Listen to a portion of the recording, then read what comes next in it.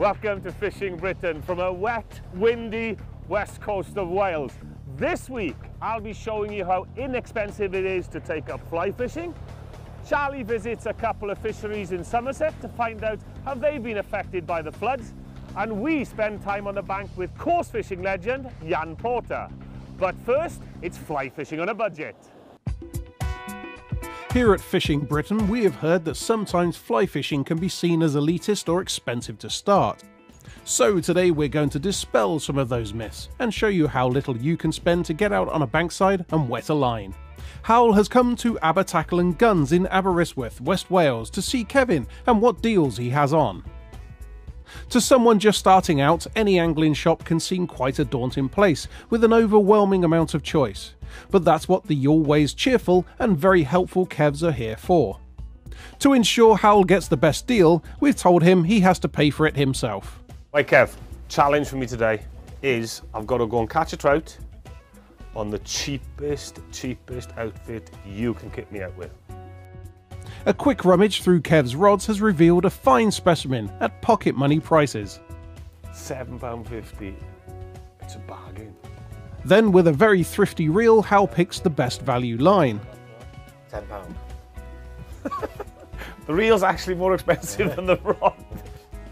Do you know what? I'm loving this. Being a Cardi, which is a tight Welshman, this is working out quite well. With a box bursting with every fly from the sweet counter, let's see how much Howell has spent. Right, Kev, there's the full kit, rod, reel, line, flies. How much does it all come to? Normally it'd be around the £50 mark, but it's on sale today, so that would be £26.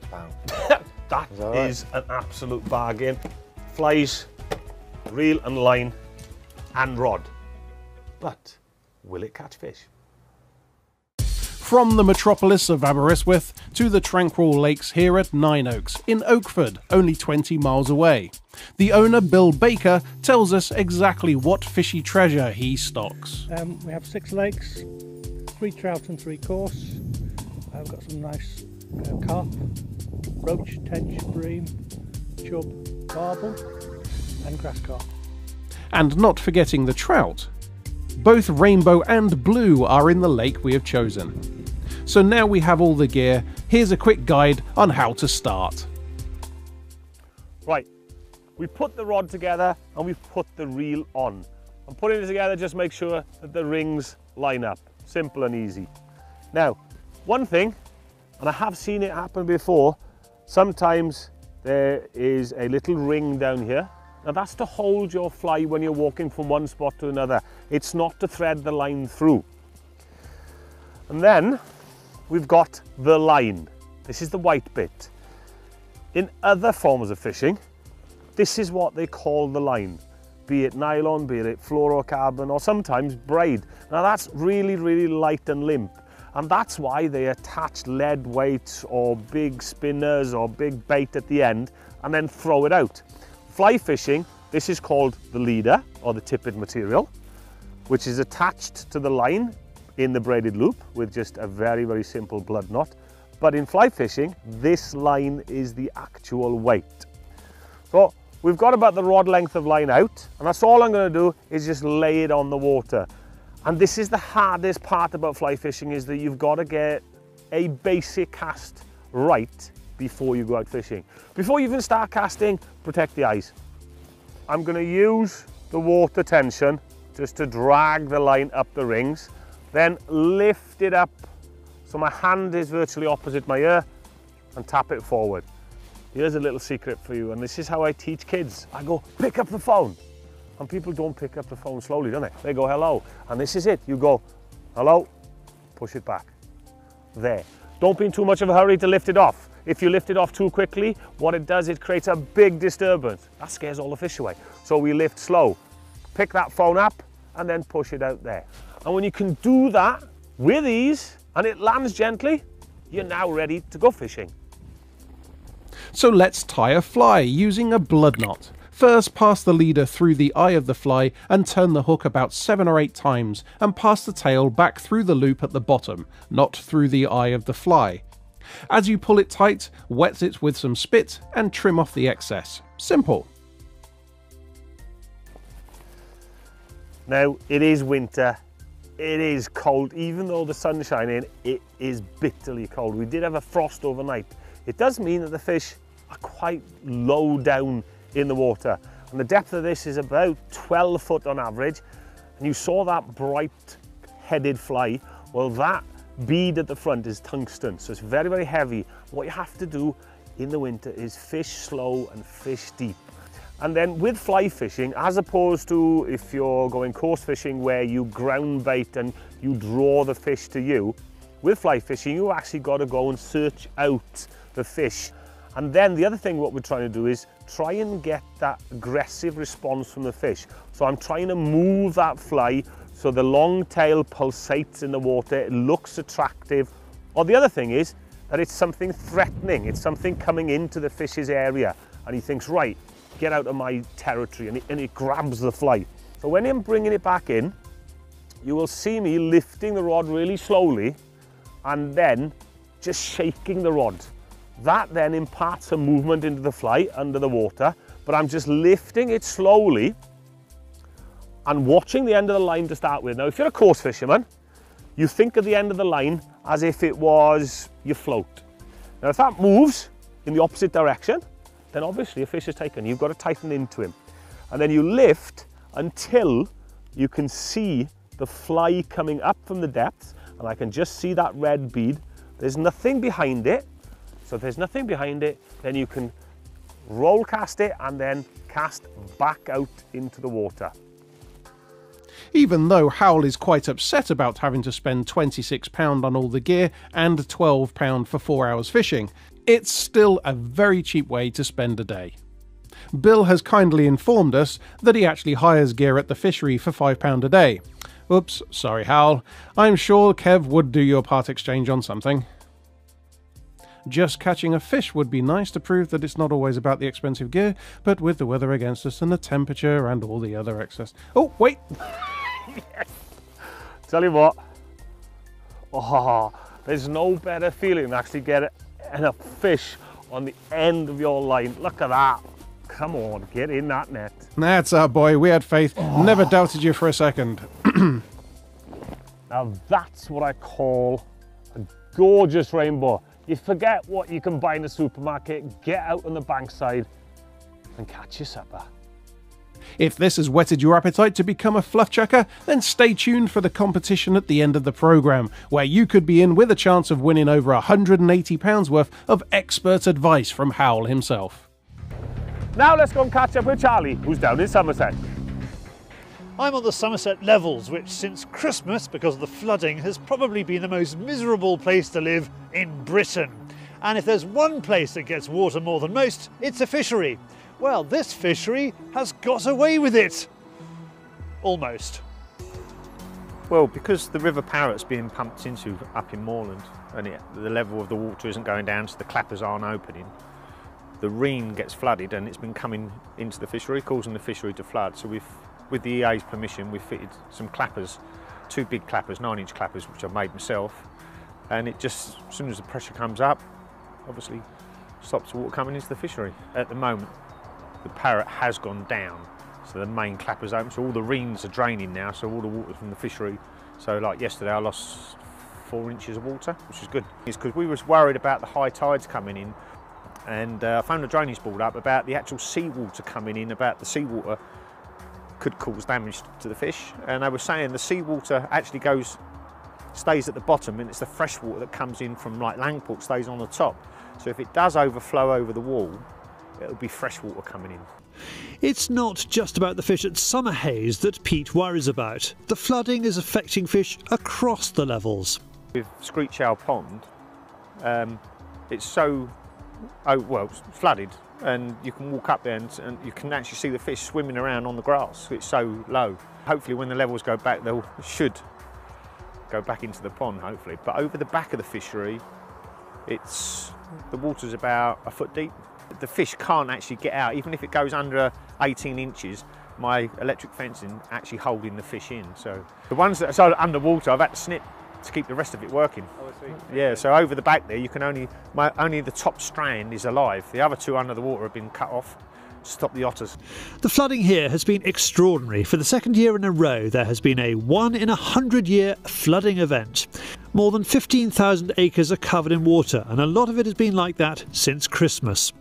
Someone else with a view on local fish stocks is the Vice Chairman of Bridgewater Anglers. River-wise, we're washed out. We can't fish them at all. They're just too strong, too much water coming down. As you've seen on the news, there's thousands of gallons upstream, and it's all coming into our fishing waters. So they're unfishable. Our rivers have declined quite a bit over the last few years. Huntsville, the bream used to be like £100 bags. Now you've got a job to get a £30 bag. So, you know, we believe it has made a difference because they tend to let the gates open, let it rush out, and it goes out about 100 miles an hour. So how the fish survive, I don't know. For more information about fishing at Summerhays, go to summerhaysfisheries.co.uk. Meanwhile, I'm having a hard time finding fish on the floodplain. Well, it's in this field now, pond, that local anglers say they have seen fish living off grass. Water is good for fish, but unquestionably this is too much of a good thing. Listen to the sound of the crashing waves. And from one soothing sound to another, here's David with the news.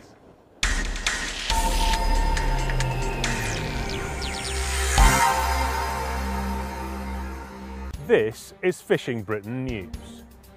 Generous green energy incentives could lead to mini hydroelectric schemes that could result in devastating English and Welsh river fishing. That's the warning from the Angling Trust. It fears that new and generous feed-in tariffs offered by the government will lead to a fresh wave of applications for planning permission for hydropower turbines from community groups.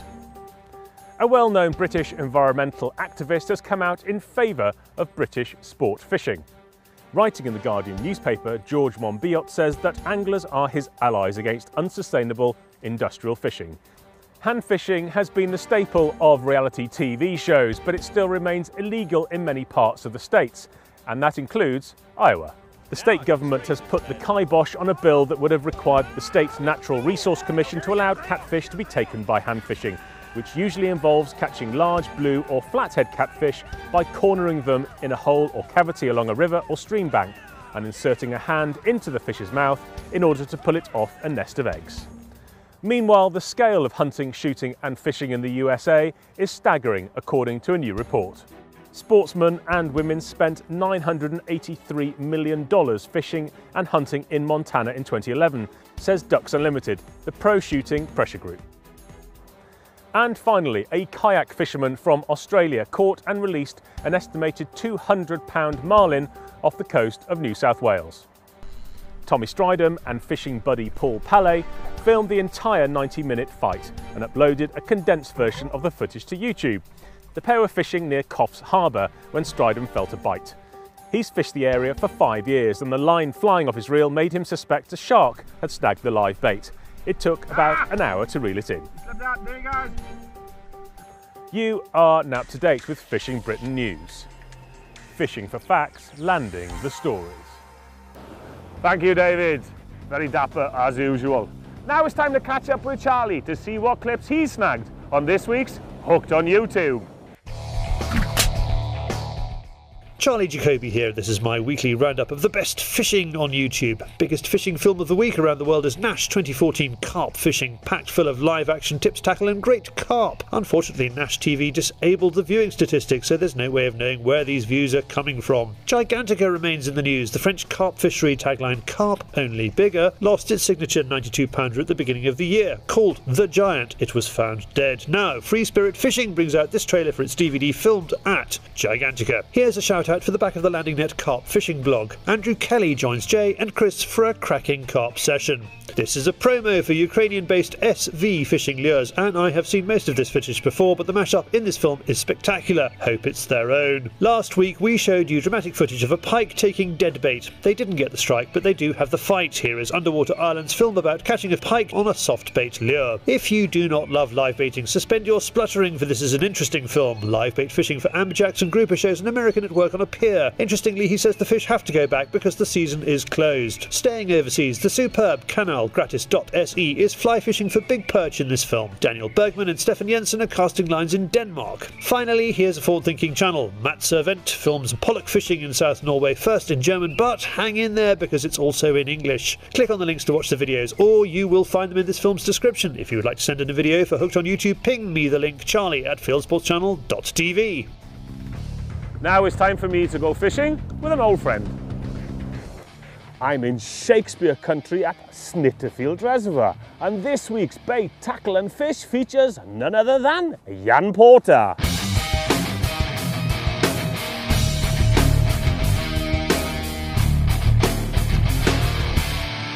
Two flies on a lump of dog poo. One says to the other, I haven't seen you for a while. This has now been on the sick.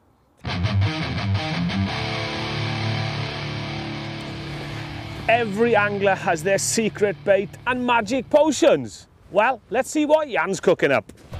Okay, so first up we've got a 50-50 mixed brown crumb crushed pellet sieved through a very fine flour sieve. Half a kilo black swim stim, half a kilo of krill. Mix it all up. I'm going to do this very, very quickly. Half a litre water, not tap water, rainwater. It's just about there, and we're going to chuck it onto a maggot riddle, and we'll sieve all that through there, like so. So now we've got about half the mix there. That makes it really nice and spongy now. Got ya. I'm going to pinch a few maggots, a few casters, a few pinkies in a very, very localised area in the ground bait. Pick it out, make a little ball, pop it in the cup, and away we go. And there you go, concoction ready to catch some fish.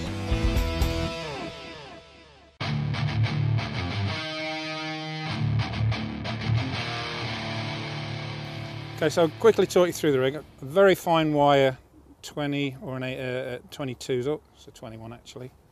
Little short hook length, that's diameter 10. Breaking strain about £1.25. Then I've got style weights. These are French, and these are great for people who've got foot fingers like mine that don't work properly. And I've got 3 of those, so they're dropper shots, and then I've got 4 large ones there. The float itself is inverted teardrop. Got a silicone rubber there at the bottom, another one there, and then it's got an eye at the top. Nice thick bristle. This actually will work on the droppers, the style weights. So I'll use the bulk of the shot to go to the base of the bristle, and then the other ones just weight up. And I've got it dotted pretty much down to about 3 mil, so it's really low in the water, but I can read the bites on the drop then. It's actually a buoyant bristle, that one is. I think it's cane or certainly some wood material, and as a consequence you've got a little bit of buoyancy. And I like floats, they've got buoyancy in the bristle because you can read the bites.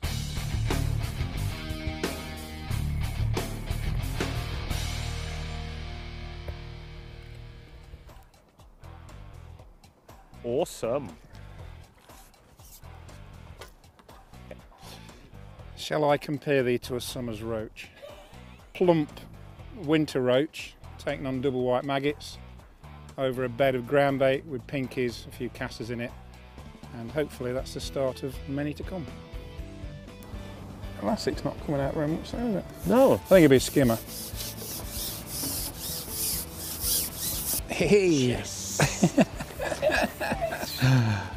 Well, it's a little bonus, a skimmer.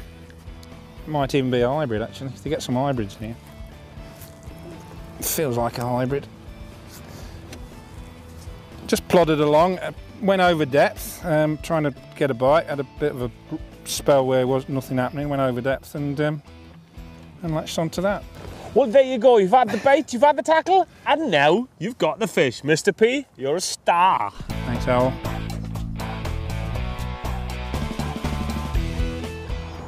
Well, I hope you enjoy this little snapshot of pole fishing along pole short line. I think Al's really taken to it. He's took a lot of interest and knows what I'm doing. So I've lent him a bit of my old kit for him to have a play on the next swim. So how you getting on, Al? Are you caning him, mate? Do you know what? I always considered Jan Porter to be a friend. But after this, and they say revenge is a dish better served cold. So next time we're out fishing, Wait and see. It's competition time, and Howell is launching his third in the series of his best-selling Four Seasons DVDs. This is your chance to get your fishy fingers on it before anyone else. This one is Four Seasons boat fishing and has tips and techniques for a whole year afloat on reservoirs. But that's not all. We're also going to throw in the other two in the Four Seasons series, river fishing and stillwater bank fishing. But what if you want to learn to tie flies too? Well, let's throw in 2 fly tying DVDs, one for river patterns and one for stillwater patterns. And a copy of the uber-selling complete cast. And if you are starting from scratch and you've never chucked any part of a chicken, then here's Fly Fishing Start, which takes you right back to square one and makes sense of all the other DVDs. That's still not all, and Glasgow still makes it into this week's programme and onto your shelf forever, into Laura Killer. With a HM buff and a HM fly box for your flies that you've tied, this prize comes to over £180, and all you have to do is go to our Fishing Britain Facebook page and leave a comment saying why you would like this hoard of pure fly fishing gold, and we will pick a winner at random and let you know the winner in next week's show. Good luck!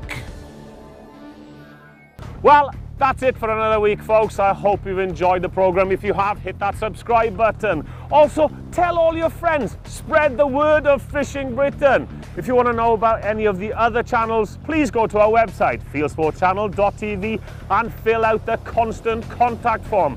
Don't forget our Facebook page. Go on there, hit the like button, and follow us on Twitter. I'll see you next week on Fishing Britain.